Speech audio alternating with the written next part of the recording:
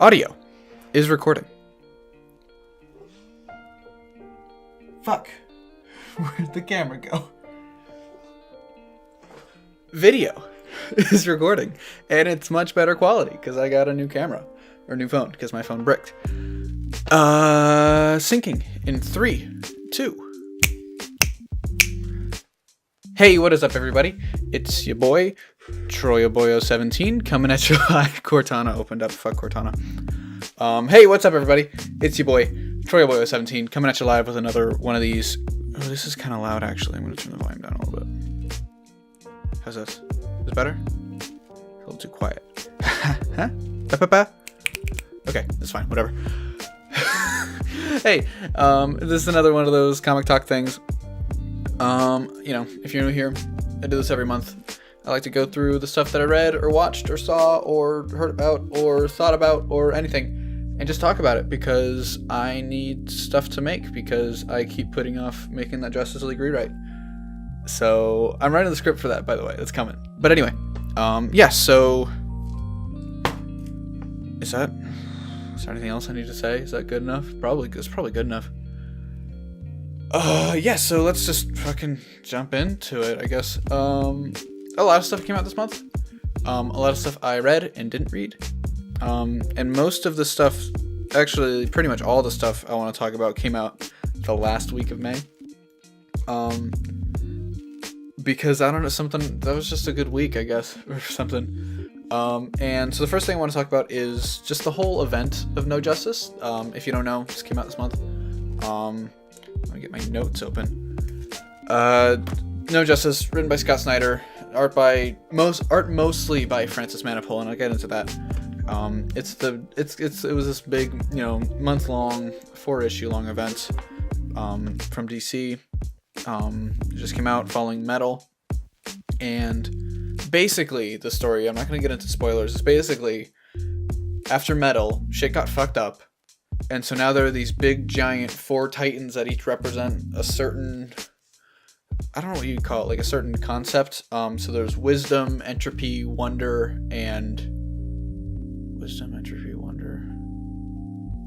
something else. There's mystery. So there's mystery, wisdom, wonder, and entropy. Which, yeah. So that's going on, and so Brainiac comes to Earth, and he's like, "Yo, you fucked up. These things are coming to destroy my home planet, Kolu," and he's like, he gathers them up into these weird ass teams, and like, so you can see from the covers, they're in these groups, these 4 teams, which are pretty different than usual. Especially, there's like Team Wonder is Wonder Woman with a lot of the Justice League Dark members. Team Entropy has Deathstroke. Team Wisdom, I think they are. No, Team. God, there's so many fucking things. Team Mystery, I think it is, has Superman and Starro and Sinestro working together, and it's basically just Brainiac puts together these weird teams. Like I think it's fair to say they're weird teams, because he wants to stop these giant things from destroying his planet, and their motivation is that if they fail this, then they're gonna come to Earth next, and so it's a pretty simple event, I would say. I guess simple is the word. I think the most interesting part about it is just the teams and seeing characters interact that wouldn't normally interact, like you would never see Deathstroke talking to Beast Boy like a friend, or you never see Lobo talking to Beast Boy. That was, I guess, a lot of Beast Boy stuff, but yeah, and I think that was the most interesting part of the story. But it's also kind of the biggest problem because it was only 4 issues. You weren't able to get like too much of the teams. You never really got to get too into Team Wonder, or Team Mystery. I think was kind of wasted. And it just felt like there should have been at least 2 more issues of just I don't want to say development, but yeah, development of these teams, because like, yeah, this is such an interesting concept, and it felt just kind of rushed, But that's my biggest problem with it. Overall, it was enjoyable, and I think it was kind of smart to have a smaller event, or not smaller, shorter event, coming off of the backs of Metal, which, you know, took fucking 3 months and had a bajillion issues. So, yeah, I enjoyed it. It wasn't fantastic, it wasn't perfect. It was mostly, a lot of it was just set up for the next Justice League arc, which I'm really, really excited for. I don't know if you've seen, that team is basically just the team from the Justice League animated series, which I think is one of the best, if not the best, interpretations of the team. You know, my only problem is I would like Green Arrow and Black Canary on the team, but that's just because I'm a fucking little petty ass bitch. But anyway, the art in this was fucking gorgeous. Like, that's not even a surprise. Just because Manipul is he's the best artist in the business. He's up there with fucking Jim Lee and fucking Ivan Rice, and just in terms of, like, everything he does is fucking gorgeous. I love him. He's definitely my favorite artist. And so the issues that he did the art for were gorgeous. But the problem is, turn the volume down on my mic because it's a little out of my ears. The problem is, he didn't do the art for issue number 3. The issue number 3, half of it was done by somebody and half of it was done by somebody else. And the second artist in that wasn't terrible, but the first art was just, it wasn't bad, it was just so jarring coming from the, like, Manipul, everything is so colorful and so, like, everybody has character, everything's so, I don't know how to describe Manipul's art. If you haven't seen Manipul's art, look up Manipul's art, because he's, definitely the most talented person working in comics, I would say. And so it was just kind of jarring going from, you know, Manipul's art to someone else. And it was just like, I don't know, it would be kind of nice to have Manipul do an entire arc of something. Because I don't think he did a full arc of Trinity with the whole arc, with when he did his run on Trinity. I can't remember if he did a full arc of Flash doing the art. But it would just be nice to, like, I don't collect trades, but it'd be nice to be able to collect a trade and be like, this is all the same artist, you know? But that's such a minor complaint. Overall, I really enjoyed it. It kind of ended a little bit quick, and it was a lot of setup for these new series, you know, the new Justice League Dark, the new Justice League series, and Justice League Odyssey, which will be interesting.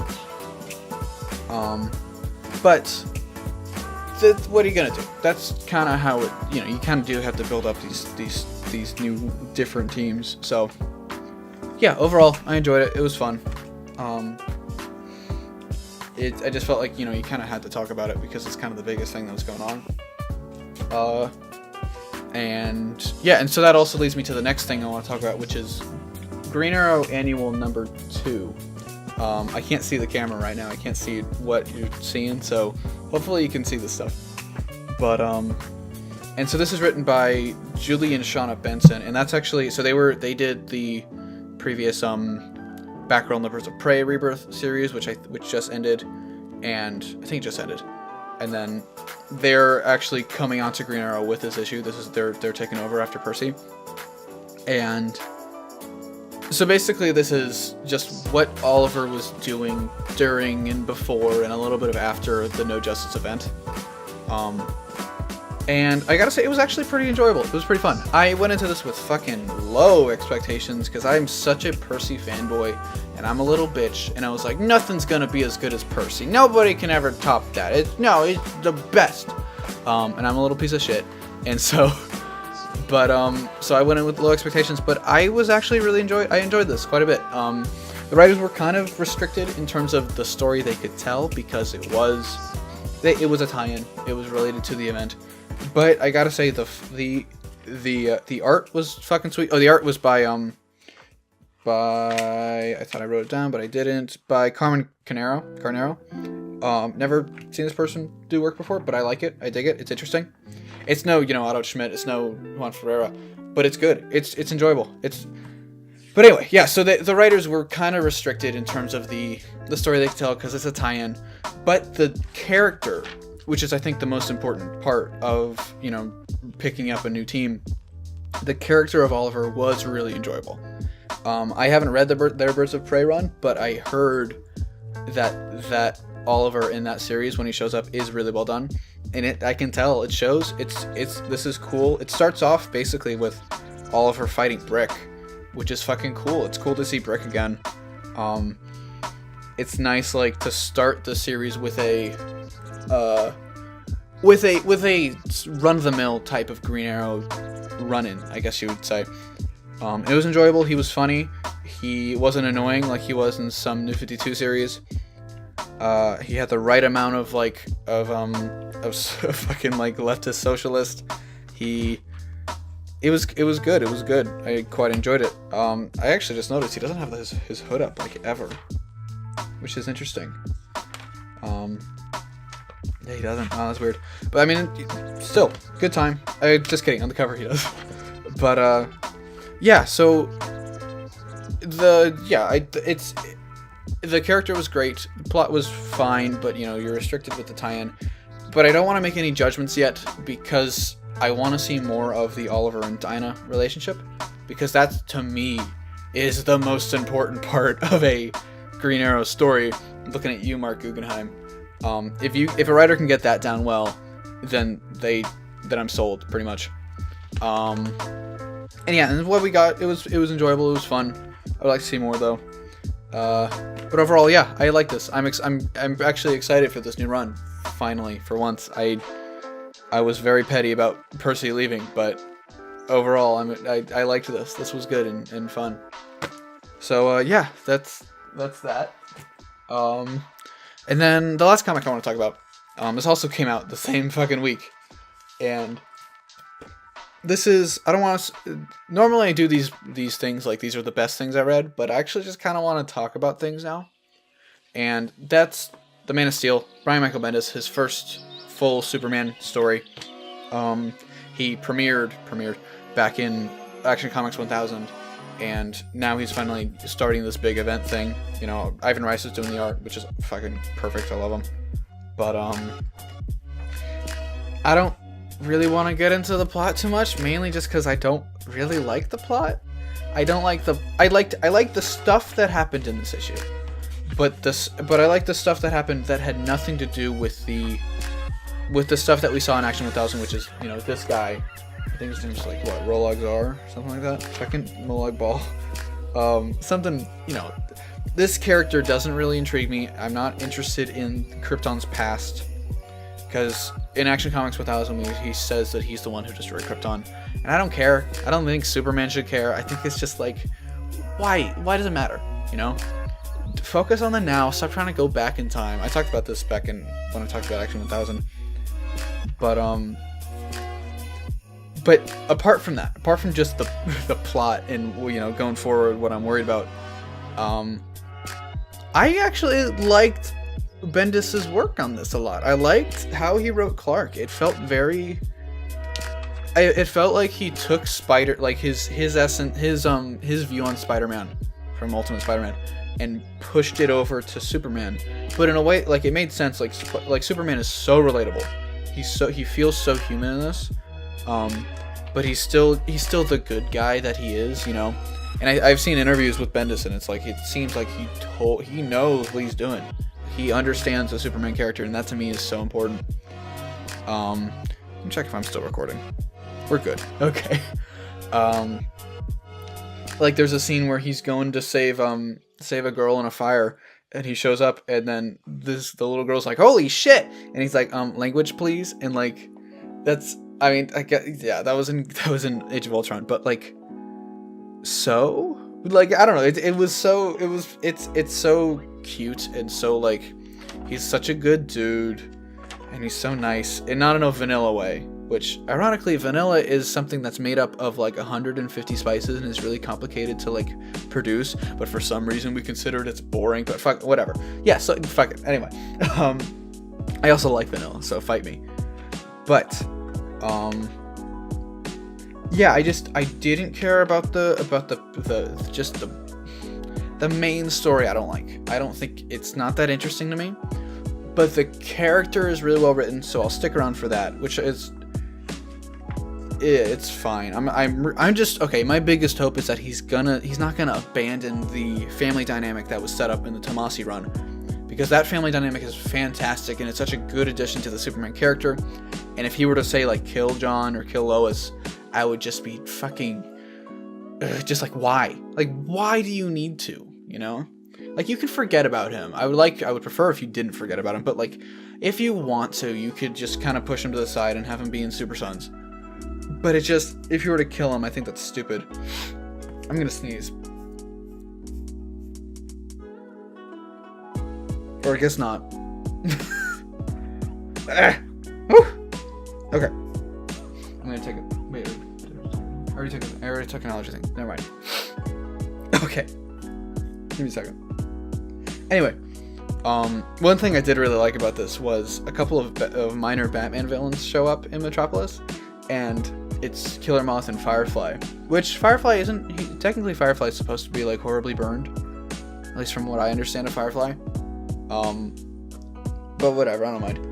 And then basically, Killer Moth or Firefly's like, hey, fucking shut up, because we're in Metropolis. He listens for shit like, where's the money, or like, he listens for threats, and he's gonna show up. And Killer Moth's like, I don't give a fuck about him. It might as well be a capital H. And he's like, I don't give a shit. He's not gonna show up. He's off in Argentina. And then fucking swoosh, Superman shows up, and he like grabs him. He's carrying them, and then Killer Moth's like, don't drop me, don't drop me, don't drop me. And he's like, I don't do that. Although it would be pretty funny. Firefly's like, Batman does it all the time. And it's like, I know, but it's funny when he does it. Anyway, I'm fucking going crazy. Anyway, this was fun. This was enjoyable. This was interesting. I would like to see more. I would like Bendis to do smaller scope stuff. I think that's kind of I really liked the grounded level. I liked the arson string, the string of arson stuff, but I didn't really care for the big Krypton stuff that's going on. So I would like to see more grounded Superman stories. Maybe that's a preference. Maybe that's just because I don't like cosmic stuff. I've said this many times. I am a street level hero guy. It's why I love Green Arrow. It's why I love Black Canary. It's part of why I like the Flash. And it's also why I love Spider-Man. Street level heroes are more relatable to me, just because like I don't need them to be, I don't need to be, it's just, there's something about a street level hero that feels more heroic than, say, not to bash on Green Lanterns, I love Green Lantern, but like, say a Green Lantern who's off saving another planet, it's just not my thing, that's all. It's a preference thing. I love Hal, I love Jessica, but yeah, anyway, overall, fun time, good time, excited for the rest of it. I wouldn't say excited, interested, and I'm excited for more of Bendis' version of the character. That's kind of what I want to say. That about wraps up comics I want to talk about. And so now let's go into movies. I saw quite a few movies this month. I saw first I want to talk about Upgrade. I saw that on Saturday. It was fucking sweet. It came out in June, but fuck it, whatever. I saw Upgrade, which I don't know who directed it, I don't know who's starring in it, I don't know really anything about it, but it was good. It was like surprisingly cool. I watched the trailer a couple months ago and I was like, whoa, this is fucking rad. But I didn't expect to like actually stay that way the whole movie. But yeah, it was really fun. It was the good Venom movie, starring a guy who looks like the guy who's playing Venom in the future Venom movie that's probably not going to be good. But basically, if you don't know, Upgrade is about this guy. He gets paralyzed, and he is... Oh god, I'm feeling a lot of bass in these headphones. I'm going to drop it. So he becomes paralyzed, and he gets this chip implanted in his spine that lets him walk again. It also gives him this kind of Jarvis type of AI person, Spider-Man Homecoming type of thing in his head that's able to take over his body whenever he wills it and fight for him and do fucking badass cool shit. And so he goes to go after the people who paralyzed him and killed his wife.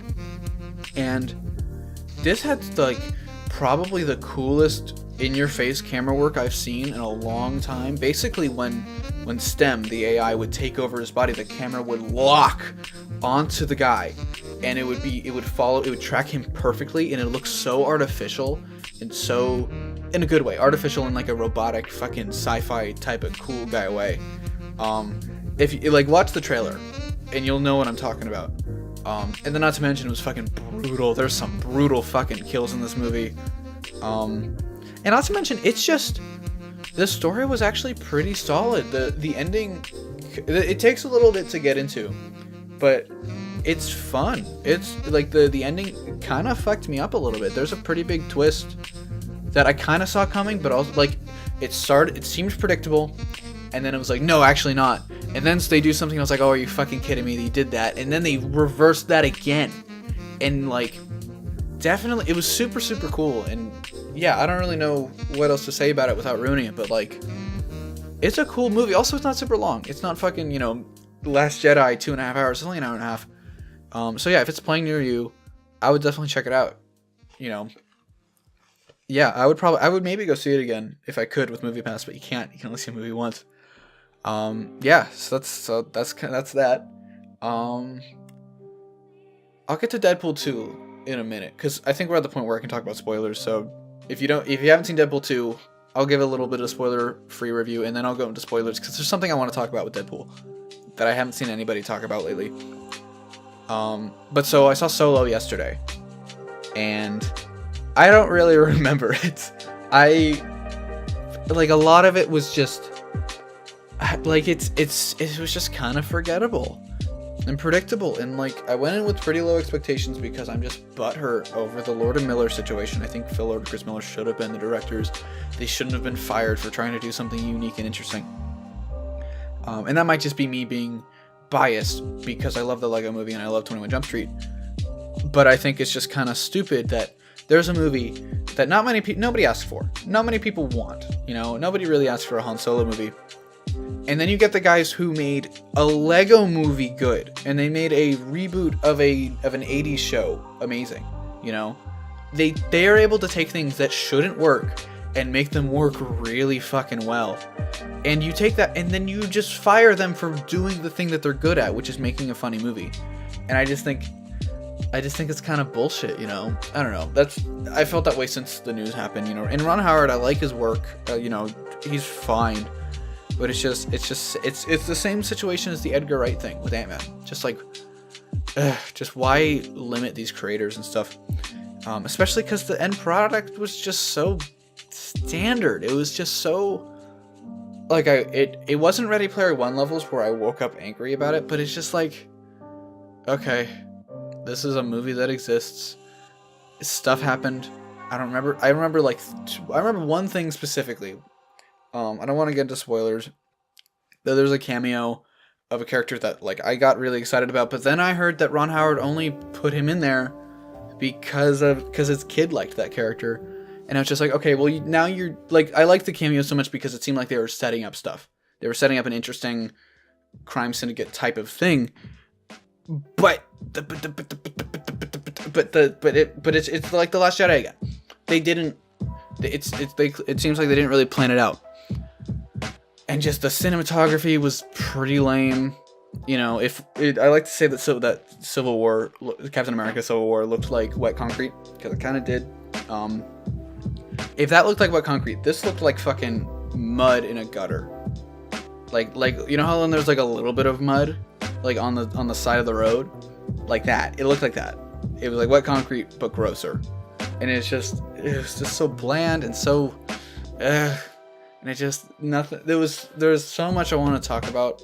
Maybe I'll make a separate video. I kind of want to do a Fanboy rewrite, but I also don't care enough to go through the effort, especially because I haven't done the Justice League one or the Last Jedi one.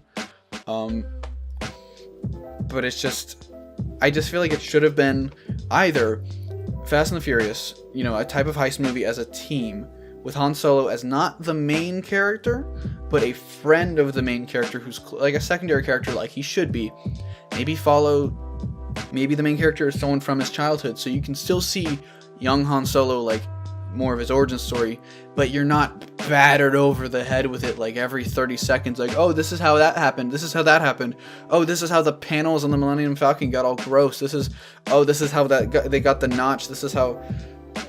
just so much of it was just fan service in the worst way possible. And so yeah, either do a type of big group Ocean's 11 type of heist movie, you know, Italian Job or something, make him like the handsome Rob of the Italian Job, or you do, this is something I thought of today, do Good, Bad, and the Ugly with Star Wars, where Han plays the good Boba Fett is the bad, and then Chewbacca can play the part of the ugly, and then they become friends at the end of it. And so you're understanding why they're so close, and you get like, you understand what the deal with the life debt is and stuff, you know? And I think that would have been much more intriguing, would have been different than your standard, you know, whatever the fuck you want to call this movie. And just, oh God, I just have so much to say. I have so much to say about it, and none of it is good. And like, I don't know. Oh, okay, no, the thing is I don't have much to say about it, but I have so many feelings of just, I can't express how nothing it is. It's so nothing. And it's not something like Ready Player One where it made me mad with how stupid it is. Solo is just exists, and it's so, and I don't know. That's, anyway. Star Wars. I hate that I have to say this, but I'm at the point where I'm not excited for any new Star Wars stuff.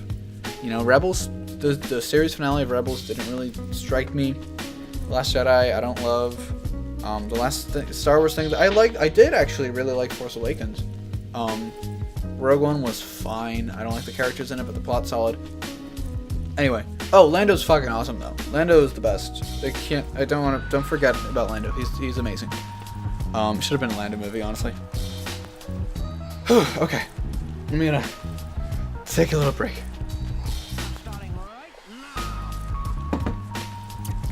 Okay. Now that we're done with that, I want to talk about Deadpool 2. It came out a couple weeks ago. I fucking loved it.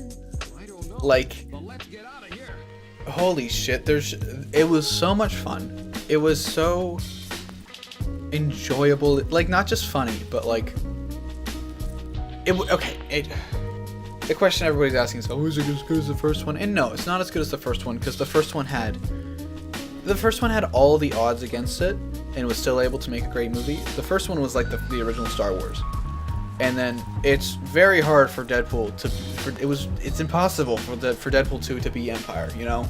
It's hard to step up from something that was so, you know, for the original Star Wars struggled with budget stuff. It struggled with, you know, people didn't want to make it. Everything went wrong and stuff. And that's how I felt about it's kind of exactly what happened with the first Deadpool. And that's why the scope is so small, and that's why it works so well. This one, the scope is bigger. You know, you got Cable, you got the basically Terminator 2. But it was still good. It was still really, really good. And I kind of, okay, this is going to sound kind of weird, but I liked it more than I liked Infinity War.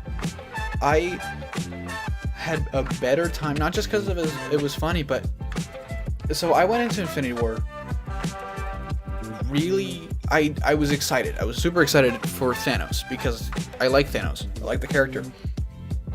And so to get ready for Infinity War, I read Infinity Gauntlet. And I read up on Thanos. I read more about his character and stuff. And so when I saw Infinity War and Thanos doesn't behave like he does in the source material, when, you know, he doesn't even make a mention of Lady Death, I just feel kind of like, okay, so this isn't really for me. This isn't for the people who care about the source material. This isn't for people who want to see something adapted well. It's for people who just want to see a good movie with characters that look like the things from the source material.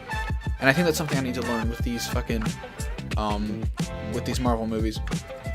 And then so fast forward to Deadpool 2, and I read Deadpool comics as a kid. I love Deadpool. I read the Daniel Way run when I was a child. You know, it's not the most amazing run, but it was enjoyable. And I read some Joe Kelly stuff, and that's fucking fantastic. And so I'm watching Deadpool 2, and it felt like I don't want to say every other joke, but every like 4 or 5 minutes, there was something that felt geared to me in a way that wasn't annoying like Solo was. It felt, I don't like saying the word fan service, but it did feel like fan service. It felt like something, like they would make a reference to something in the comics that, you know, was obscure, and I was like, oh, that's funny. That's pretty clever. And I was the only one who got it in the theater. And it just felt so like personal, and felt like, I don't know, it felt like a friend, I guess you could say. And then there's, Yeah, and that's, I guess I'll go to spoilers. You know, skip to this time code if you don't want to see spoilers. Actually, this is the last thing I'm talking about, so if you want, you can just leave. But so spoilers ahead, warning you. Anyway, so Vanessa dies in the movie. She's dead throughout Deadpool 2. Now we don't want to talk about the credits right now, even though that was the funniest scene in the whole fucking movie.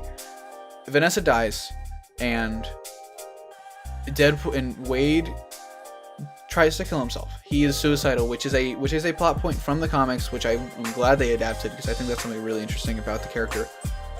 And then they adapted something that I was really interested in, that I haven't seen anybody talk about. When Wade dies, when his body dies, when he blows up, or when he would be dead normally without his healing factor, he ends up in the room with Vanessa, but he physically can't get to her.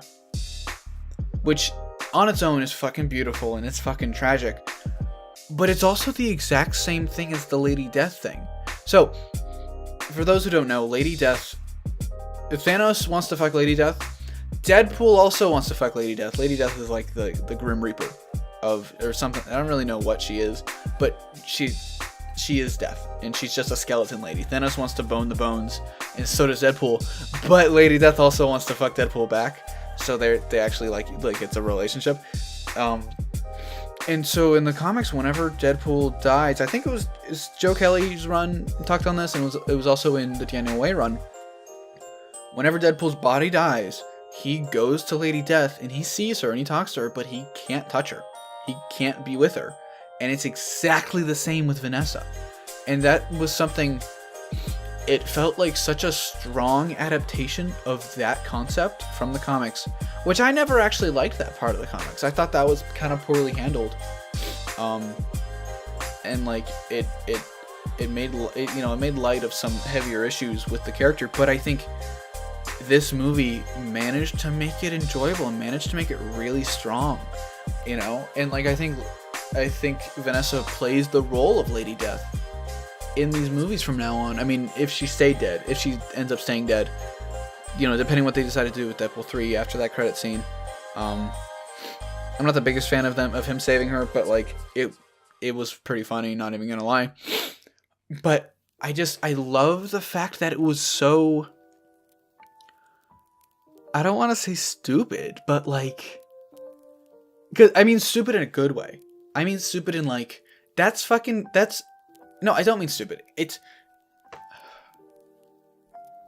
felt like season 1 of The Flash, where it was an adaptation of something, but everything, like it was an adaptation of the comics, but they presented it like the comics still happened. Like in The Flash, there's that other timeline where, he becomes the Flash 5 years later, but that's clearly the comic timeline, where all that stuff happens. He works alone, Captain Cold is like regular Captain Cold, and he doesn't fucking die. But, that's a legend spoiler, sorry about that. But, it felt like season 1 of The Flash, aka the best season. Where it was like, it was an adaptation, and I felt rewarded for being knowledgeable, And like, maybe I'm reading too much into it with the Lady Death thing. Maybe it's just a coincidence, but I like to think it's not, and that's something that really interested me, and I haven't seen anybody mention. I don't know. I don't really know what else there is to say about it, but like, I'm amazed that it took something that I didn't enjoy from a comic run, and it made it work really, really well, in my opinion. I guess that's kind of all I have to say about it. Oh, I shit my pants when Juggernaut showed up. Holy shit, I was not ready for that. Oh my god, he's so fucking cool. I do wish that my only complaint with the movie is the CGI was a little bland, but then I also wish that Juggernaut was able to get his momentum going. I think that chase scene should have ended in the chase scene. Juggernaut should have been revealed midway through that chase scene, and it should have been a Juggernaut chase scene instead, where he's able to build up momentum and he's just crashing through everything. I think that would have been fucking awesome. But anyway, yeah, I guess that's kind of all I have to say about Deadpool. I really liked it. I love the first one so much, and I loved this one. It was funny. It was good. It wasn't like I've heard a review saying that it's funny. It's funny. The review I've heard is it's funny, but it's not necessarily good. And I would disagree with that. I would say it's hilarious and it is good. It's solid. There's problems with it, like the prison sequence goes on too long. I'm not the biggest fan of the kid character. But overall, I really liked it. I really liked what they did with the character. I really liked a lot of the stuff with it. So yeah. Anyway, I think that wraps up everything I had to say. Yeah, that's all I had to say. And this ended up being 35 minutes. I don't know how much of this I'm going to edit, so we'll see. But if you like this video, remember to like, comment, subscribe, do all that shit. Hit that bell notification if you want. You can comment. Yeah, I can't think of a funny joke to turn those things. I just reached, I think, 166 or 7 subscribers. And I'm super grateful for all, like, I'm a fucking loser who fucking sits and talks about comics every day. Like, why are you guys fucking watching me? But, I'm super grateful for you guys, the new guys, the people who've been sticking here the whole time. Yeah, I'm very grateful. And I'm hoping once I reach 200, I'm gonna do a special little appreciation thing. Nothing like crazy, but like, you know. But yeah, in the pipeline, I'm writing the script for Justice League. I have the script done for The Last Jedi, but I don't feel like I need to do it. I feel like everything I have to say has already been said. I am currently working on... My Master Sword broke, so I have to I have to fix the blade, and then I'll make a video about that. I'm currently working on moving Spider-Man eyes, like the standard Homecoming lenses. Yeah. Like I said, yeah, I think that's kind of it. Again, thanks for watching. Like, comment, subscribe, all that shit. Yeah, and I'll see you in the next one.